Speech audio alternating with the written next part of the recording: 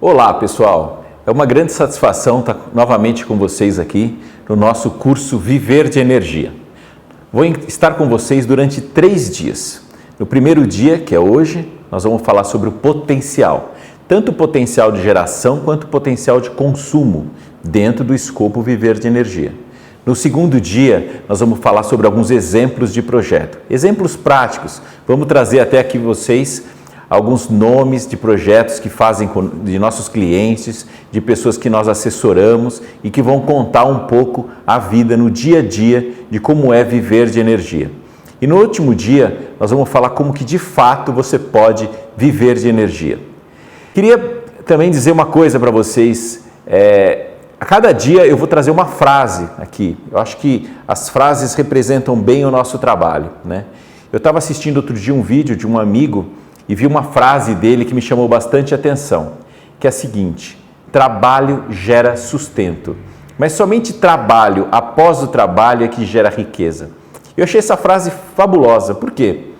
Porque é a vida do nosso produtor, do produtor agro, dos empreendedores, dos investidores, né?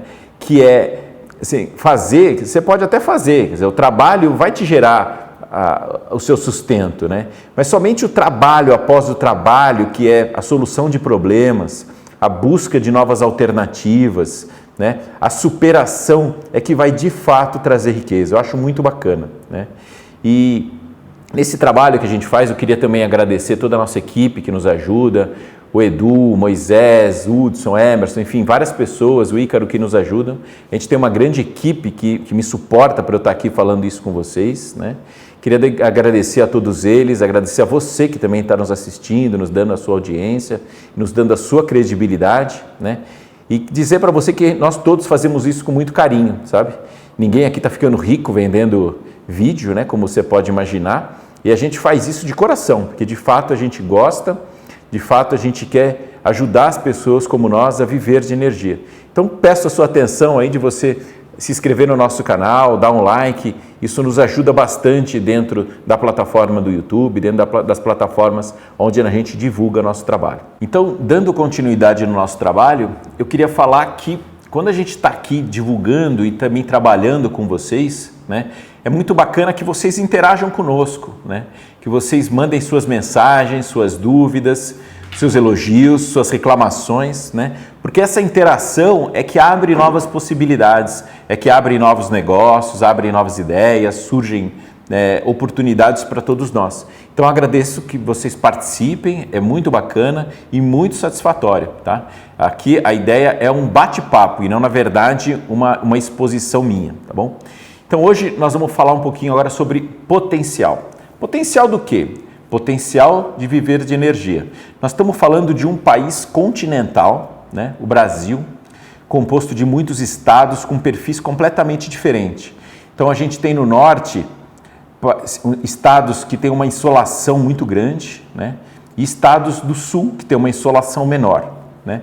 Temos estados com potencial eólico muito grande, que a gente vê potenciais eólicos tanto no Nordeste quanto no Sul, Santa Catarina, Rio Grande do Sul, né? A gente vê potenciais do agronegócio, no biogás.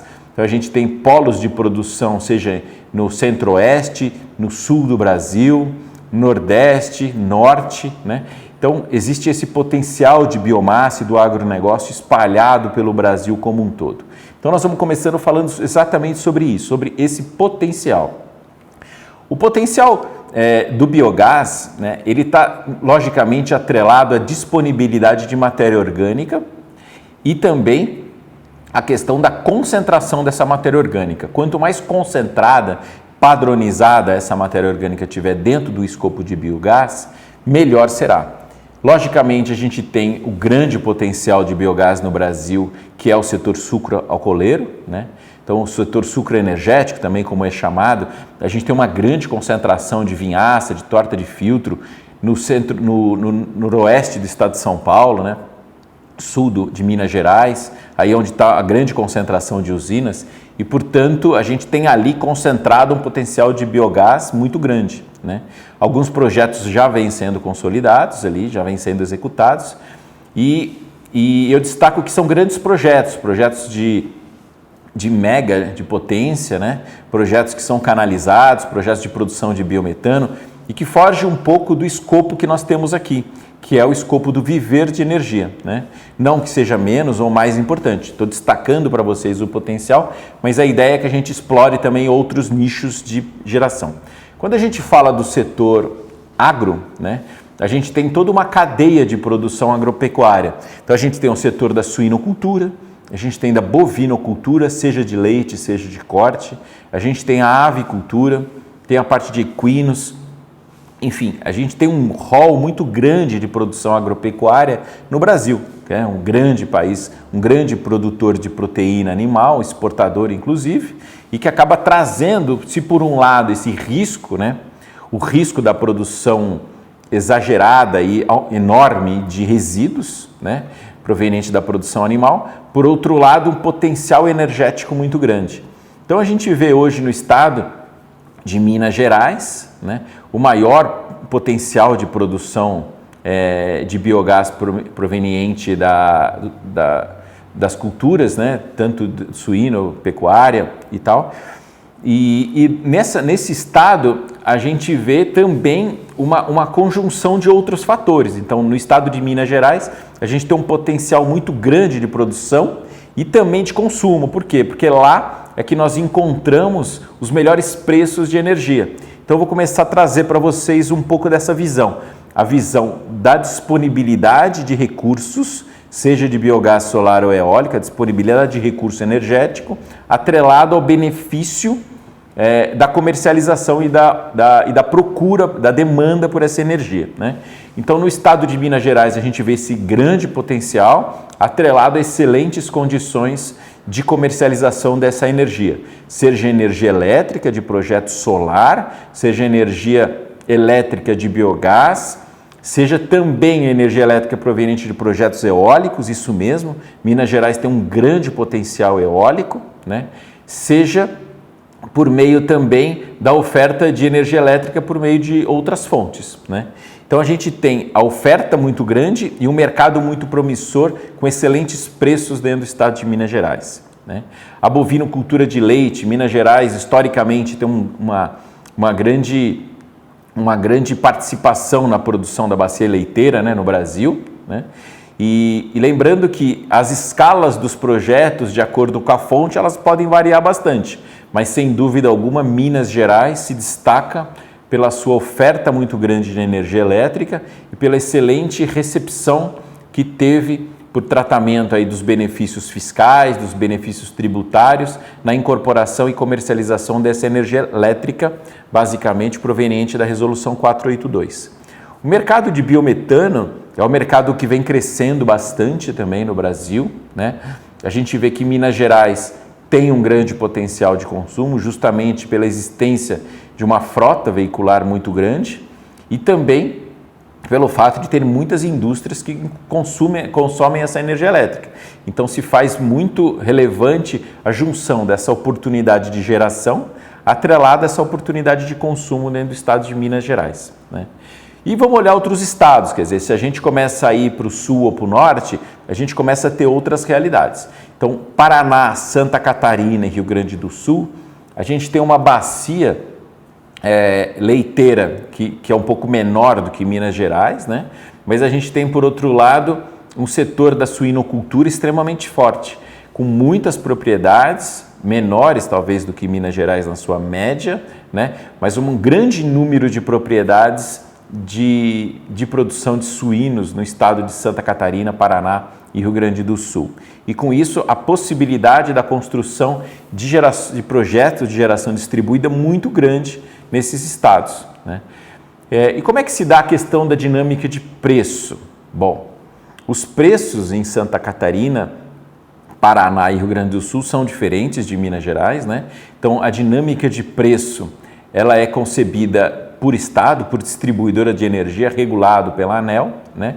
E são bastante diferentes entre eles, né? São preços mais baixos, logicamente, do que o estado de Minas Gerais, mas os estados de Santa Catarina, Paraná e Rio Grande do Sul têm um potencial muito grande. Então, uma coisa acaba compensando a outra. Logicamente que não é tanto quanto Minas Gerais, que tem grandes produções uma grande oferta de recurso energético atrelado a um excelente preço, mas você tem nesses outros 3 estados do sul uma quantidade de produtores muito maior do que a gente encontra no estado de Minas Gerais e, portanto, um potencial de geração de renda distribuída, de novos negócios muito grande nesses 3 estados, né?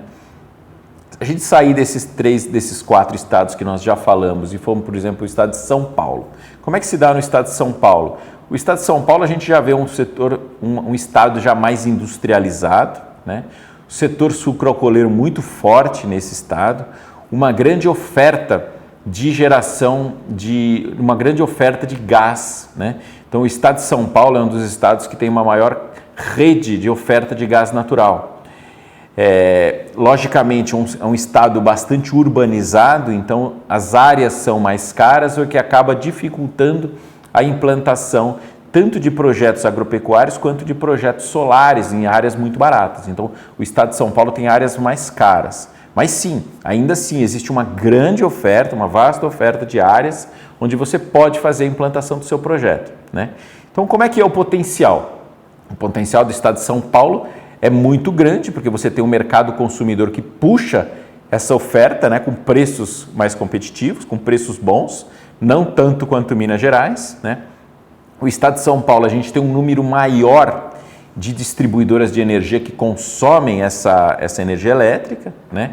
Então, são muitas características diferentes entre as distribuidoras e entre também os diversos municípios que a gente tem no estado de São Paulo. Então, a gente tem desde municípios onde a competição por área e até com a facilidade da implantação seja muito menor, quer dizer, muito mais fácil você fazer a implantação desses projetos, como em outros municípios já mais urbanizados ou mais restritivos, em áreas de proteção ambiental, por exemplo, onde o custo e a dificuldade, os custos são mais altos e as dificuldades são maiores de você fazer essa implantação dentro do estado de São Paulo. Então, quando a gente olha o potencial, né, o potencial de geração, a gente está olhando para os recursos energéticos. Então, vamos olhar os diferentes recursos energéticos. Solar, logicamente, norte e nordeste, a gente tem uma oferta muito maior de recurso solar. Quando a gente olha biogás, a gente precisa de resíduo orgânico. Então, esse resíduo orgânico ele se encontra distribuído, né? Quando a gente está falando na questão do setor agropecuário, mas sem dúvida alguma, Minas Gerais e o sul do Brasil, Paraná, Santa Catarina e Rio Grande do Sul, compõem a grande oferta de resíduos orgânicos distribuído. A gente também tem a parcela do RSU. O que é o RSU? É o resíduo sólido urbano. Todos os grandes municípios, ou todas as cidades, ou nosso lixo, né, o famoso lixo, o resíduo, ele tem uma grande porcentagem de resíduo orgânico dentro da sua composição, né? Esse resíduo orgânico em países como a Alemanha e os países europeus, de uma forma mais geral, mas a Alemanha, sem dúvida alguma, é o símbolo dessa segregação e separação e reciclagem de resíduos, né? Eles vão para biodigestores, né, onde se faz a geração, a recuperação energética, vamos chamar assim, acho que é um termo mais adequado, e com essa recuperação energética você permite a reciclagem dos nutrientes, né? De uma forma bem simplista, a minha maçã, para ela se desenvolver, ela teve que fazer a utilização de resíduos de minerais desse solo, né? Essa maçã foi até o centro urbano, ela foi consumida e esse mineral, esse nutriente, nitrogênio, fósforo, potássio, micronutrientes, ele acaba voltando por meio do seu resíduo para o setor agropecuário, com isso minimizando a produção de mais nutrientes, minimizando o uso de adubo mineral e facilitando a incorporação desse resíduo que não vai necessariamente ou obrigatoriamente para aterros sanitários. Então essa reciclagem de nutrientes é uma coisa muito bacana, né? Então norte e nordeste, sol, né? Centro-oeste e sul, a gente tem uma grande oferta de biogás.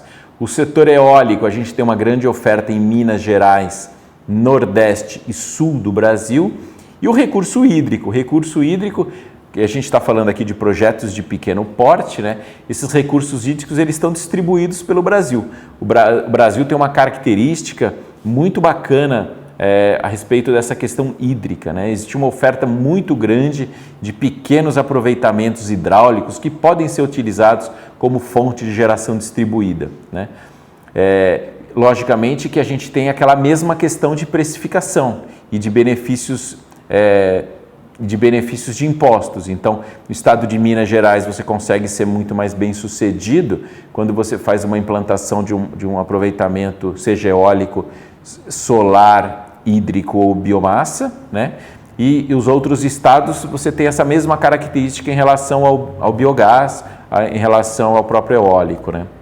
Então, a gente vê essa distribuição de características tão diferentes entre um Brasil, né? Então, eu costumo dizer que a gente tem aqui diversos Brasis aqui dentro, né? São muitas realidades dentro de um único país, né? E a gente está falando aqui com pessoas muito diferentes. Então, a gente está falando aqui com você que está em Salvador, você que está em Fortaleza, você que está em Minas Gerais, né? Seria legal até se vocês pudessem escrever nos comentários de onde vocês são, de que cidade que você vem, né?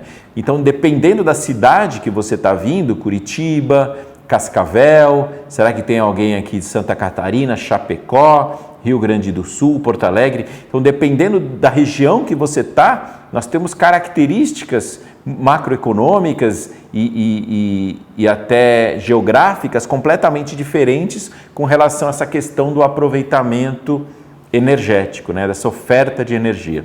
Então, a gente tem essa complementariedade e essa diversidade muito bacana. E isso, quando a gente olha dentro de uma matriz elétrica, é um negócio fabuloso, né? Por quê? Porque quando a gente tem verão ou uma estação chuvosa, por exemplo, no norte do país, a gente tem uma estação seca no sul e vice-versa, né? E como a gente tem uma coisa chamada Sistema Integrado Nacional, isso é, a nossa matriz elétrica, ela é toda ligada, né? Então a gente consegue fazer com que a energia que sobra no norte abasteça a que falta no sul, né? E vice-versa. Então, com esse sistema integrado nacional, a gente consegue ter essa complementariedade de oferta e consumo de energia elétrica, né? E quando a gente tem ainda essa questão da geração distribuída, onde a gente consegue gerar energia elétrica muito próximo da carga, é uma beleza, porque você tem uma minimização, você tem uma redução muito grande da infraestrutura de transporte dessa energia, que de certa forma já está construída, né, mas que sempre se faz necessários reforços, mas já está construída e proporciona, na verdade, esse intercâmbio energético, mas a geração no ponto de carga permite uma melhor estabilização da rede, reduções da necessidade de crescimento dessa infraestrutura de transporte e agora, mais recentemente, com os microgrids, a gente consegue trazer uma maior estabilização, uma maior sustentabilidade da oferta e do consumo nesses diferentes microcosmos, vamos chamar assim, de microambientes de consumo e geração de energia elétrica, né? Então, antes a gente tinha muito claramente a geração de energia elétrica em Furnas, por exemplo, e o grande consumo em São Paulo, vou dar um exemplo qualquer, ou em Curitiba, ou em Fortaleza, ou em Salvador. Mas agora essa dinâmica de geração, com a geração distribuída, ela acaba tomando uma característica diferente. A gente começa a ter a geração próximo da carga, a gente começa a ter a geração, por exemplo, solar, rooftop, nos telhados das grandes centros. Então a gente começa a ter perfis de geração já mais diferente com relação ao que a gente tinha no passado, com aquela grande característica de geração e consumo, né? Então é muito bacana quando a gente analisa que o perfil do Brasil, né, enquanto geração e enquanto consumo, ele vem se transformando, né? Então, antigamente a gente tinha grandes centros de produção de energia elétrica e grandes centros de consumo de grande energia elétrica. E a linha de transmissão no meio de tudo isso com com as estruturas de distribuição de consumo. Pois bem, agora nós estamos vendo uma situação sendo transformada, né? Então, o que acontece isso? Os ambientes urbanos e os ambientes próximos à estrutura de consumo começam a se tornar geradoras de energia elétrica, começam a se tornar geradores de energia, e não somente de energia elétrica. Então, quando a gente está falando do biogás, a gente começa a ter uma oferta de biometano, a gente começa a ter uma oferta de combustível que pode ser utilizado em diversas fontes, e não somente geração elétrica, né?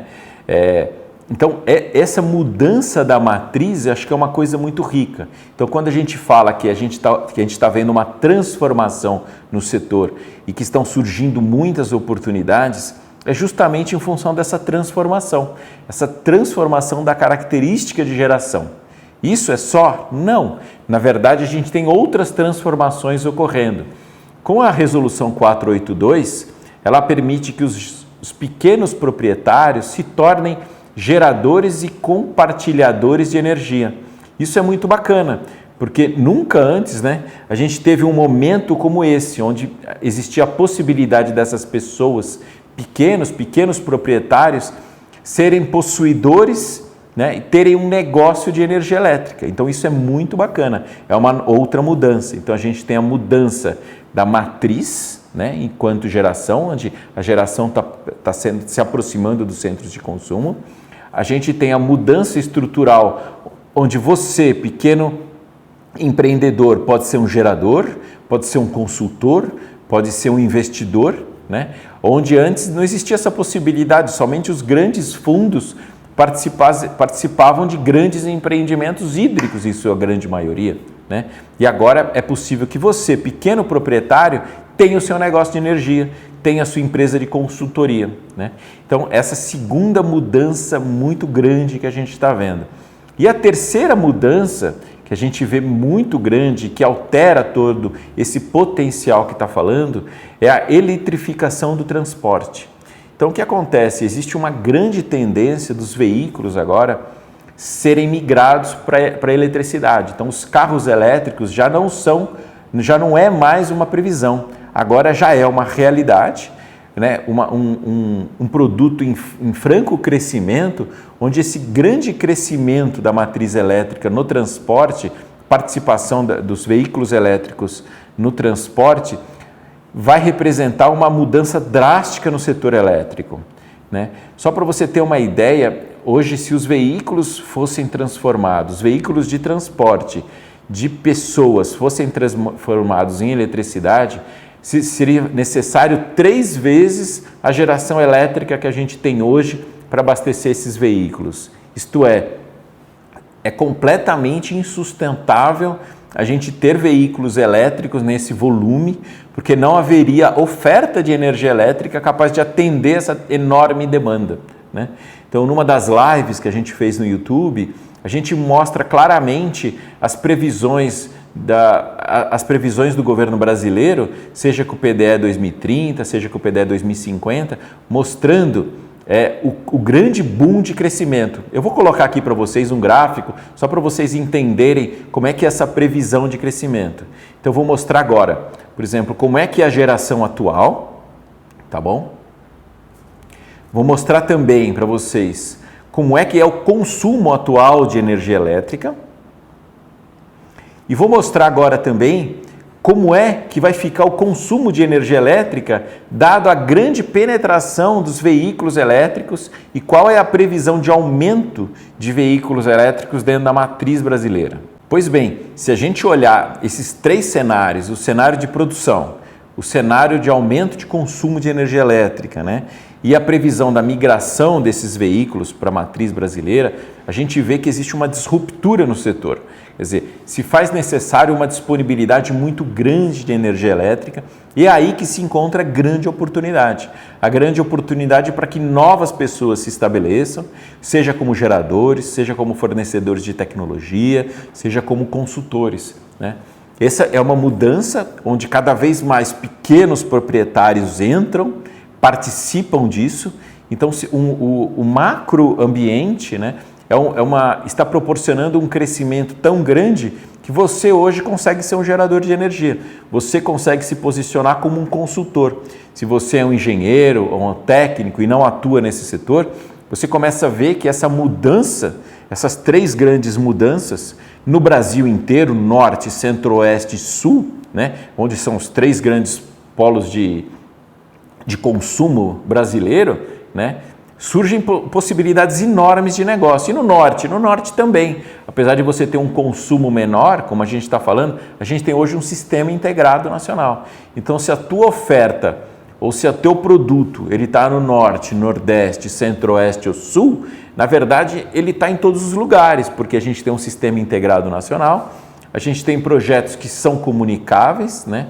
Por mais que você não possa compartilhar sua energia elétrica livremente pelo Brasil, você tem a possibilidade de trabalhar nesses 4 polos de negócio, né? Nesses 4 polos de produção e consumo de energia elétrica, né?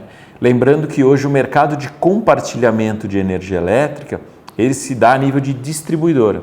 Então, cada distribuidora tem o seu próprio mercado de produção e compartilhamento de energia elétrica. Quando a gente fala de biometano, foge um pouco, né? Então, o biometano, o ideal é que ele esteja bastante próximo dos polos de produção, mas nada impede que o seu biometano seja purificado, comprimido e transportado nos quilômetros que você quiser de distância, desde que o benefício financeiro faça sentido, né? Lembrando também que os projetos eles podem ter um porte um pouco maior. Então, se a gente estiver olhando projetos de 1 mega, 2 mega, até 5 mega, onde que eles ainda se enquadram dentro da geração distribuída, todos esses projetos eles também podem participar de um outro mercado, que é o mercado livre de energia elétrica. O mercado livre de energia elétrica ele não tem as mesmas fronteiras da geração distribuída.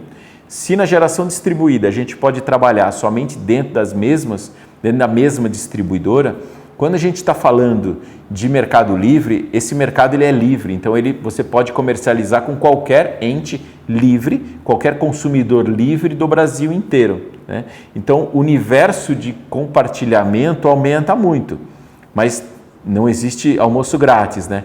É claro que quando você começa a compartilhar do mercado livre de energia elétrica, a concorrência e a competição também é proporcional. À medida que a gente aumenta o mercado, a gente aumenta a concorrência com outros ofertantes de energia elétrica, de projetos de maior porte, com uma competição muito mais acirrada em termos de preço. Mas, sem dúvida alguma, a gente tem um aumento muito grande de potencial, seja de geração por um lado, seja de oferta de energia por outro lado. Agora vamos olhar um pouco sobre o consumo de energia elétrica, né? O Brasil hoje tem mais ou menos uma capacidade instalada de produção de energia elétrica, segundo dados da EPE, de 170 gigawatts. Então, o que significa isso? Nós temos hoje no Brasil 170 gigawatts de potência instalada. É uma quantidade muito grande, né? E isso está tudo interligado dentro daquele sistema que a gente chamou do Sistema Integrado Nacional. A geração de energia elétrica gira em torno de 620 terawatt-hora de energia elétrica, né? Essa geração ela é compartilhada entre todos os consumidores. Quais são esses consumidores? Residenciais, comerciais e industriais. Então, o que eu estou querendo dizer aqui para vocês? Que se por um lado a gente tem aquela oferta de energia elétrica, suíno, bovino e avicultura, por outro lado a gente também tem o consumo, que são os clientes residenciais, comerciais e industriais, e também o setor público rural. Então, quando a gente olha essa estrutura de geração, essa estrutura de comercialização, hoje ela está em equilíbrio no Brasil por meio do planejamento que se faz de consumo e geração de energia elétrica. À medida que a gente começa a entrar de um lado com os novos ofertantes de energia elétrica que a gente falou, que são os geradores distribuídos, a gente tem também, ao mesmo tempo, novos entrantes de consumo de energia elétrica. Seja a população que cresce, seja o consumo que cresce, como seja também novas mudanças de paradigma, como eu falei do carro elétrico. Então, a gente tem todo esse macroambiente em equilíbrio. Geração, consumo e essas mudanças que vão ocorrendo. E o governo também planeja tudo isso. O governo lança, por meio de diversos estudos, né, uma previsão para os próximos anos de como é que vai se dar todo esse equilíbrio de geração, de consumo e de mudanças de perfil de consumo. E é legal que todos os empreendedores se atualizem, né? Eu vou mostrar aqui para vocês algum desses estudos para que vocês tomem conhecimento e diga que todo empreendedor, na verdade, que vai entrar nesse setor, é fundamental que ele conheça esses estudos, né? E é uma das coisas que a gente sempre frisa também. Participe, leia, conheça o que o setor está fazendo, se prepare, se antecipe, né? E não somente aguarde as publicações e aguarde as situações que vão ocorrendo no setor elétrico, né? Então eu vejo muita gente me perguntando, Marco, mas a lei está mudando, o meu projeto continua sendo viável? Eu te pergunto, poxa, mas você entrou num setor sem antes estudar, sem antes conhecer as perspectivas de mudança regulatória, sem antes entender por quanto tempo o teu projeto vai ser economicamente viável, como é que você estrutura todo esse projeto? Então, quando a gente está olhando hoje, né, essa questão do potencial de energia elétrica, é fundamental que a gente entenda como é que se dá esse potencial de consumo, como é que se dá esse potencial de geração e como é que se dão essas interferências, quer dizer, toda essa regulamentação, né, que o governo prepara para que esses mercados se equilibrem, né? Então, ninguém quer ver uma situação como a Amapá, onde tudo apaga, né?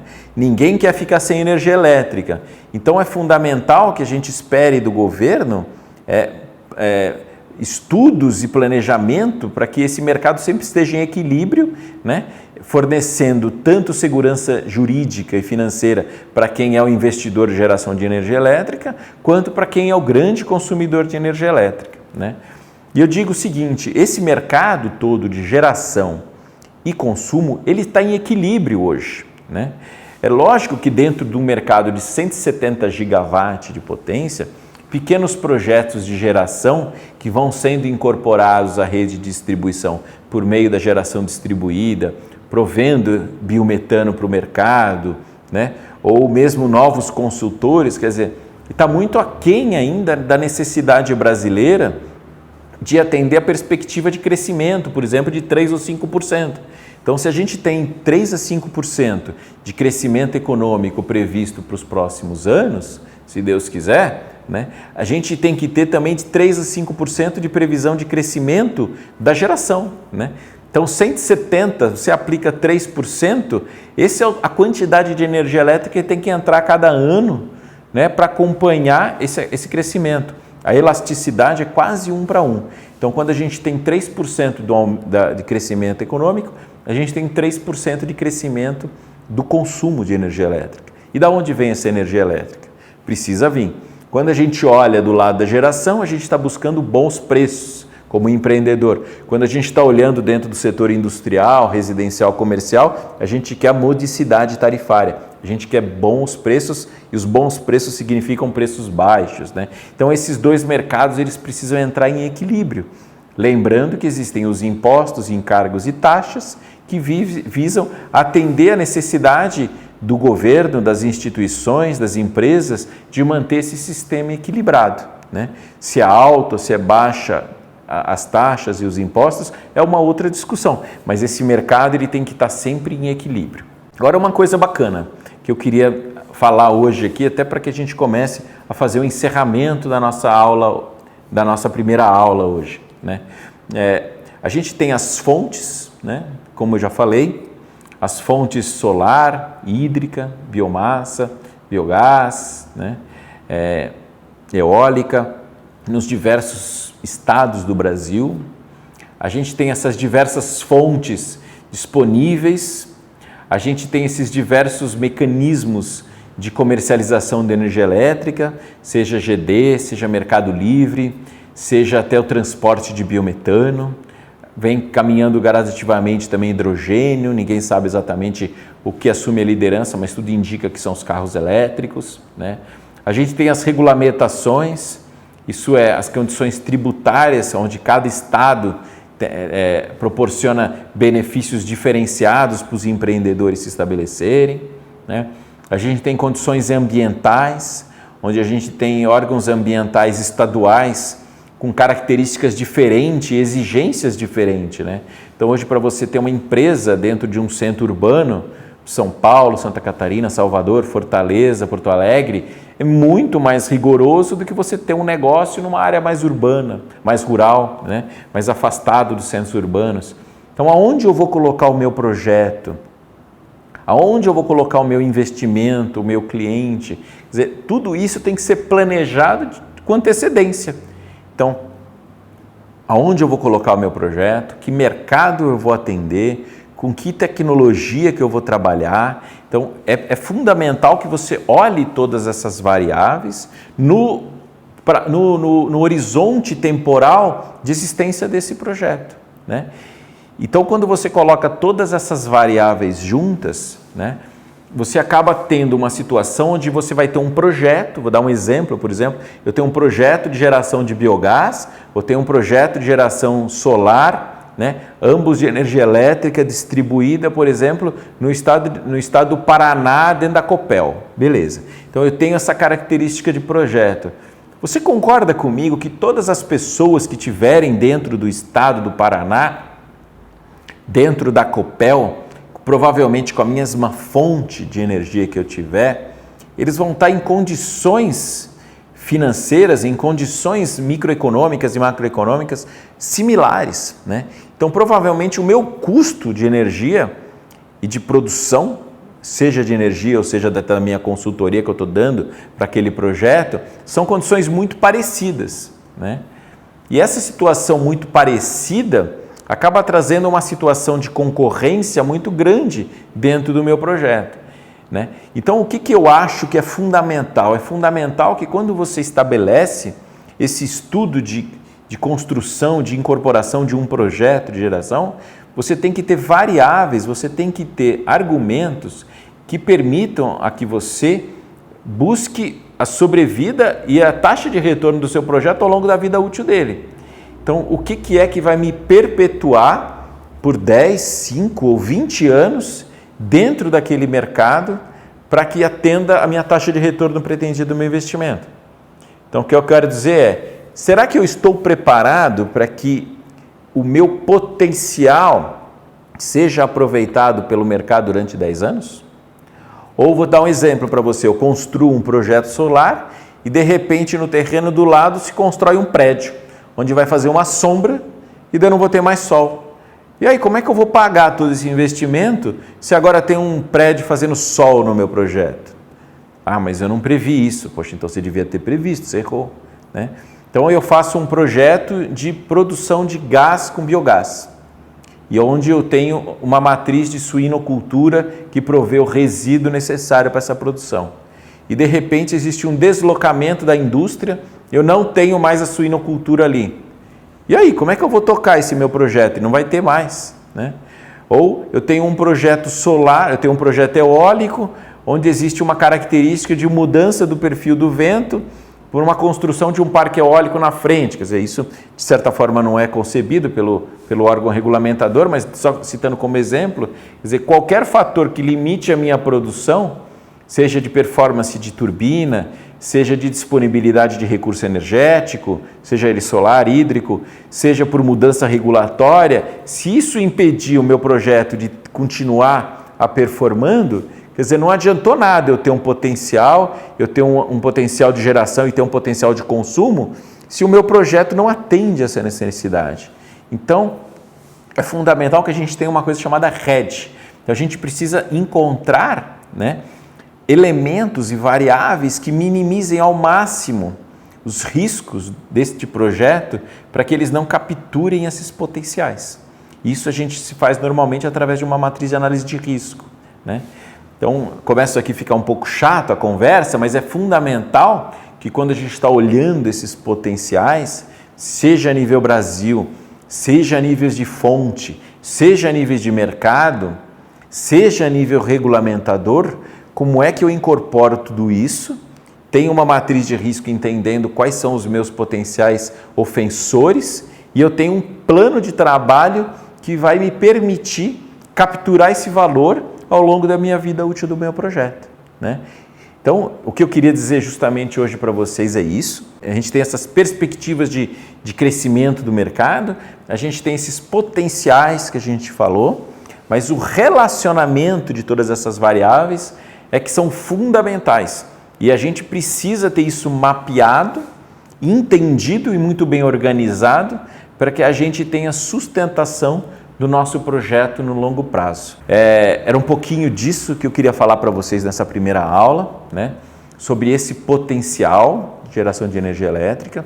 Eu vou colocar aqui embaixo agora um slide para vocês, mostrando para vocês como é que se dá essa questão do potencial. Então, eu tenho esses diversos elementos do potencial, o meu potencial solar, hídrico, eólico, biogás. Eu tenho aqui as minhas perspectivas, o meu potencial de ofertante, consumidor, o meu mercado residencial, consumidor, comercial, industrial, rural e público, né?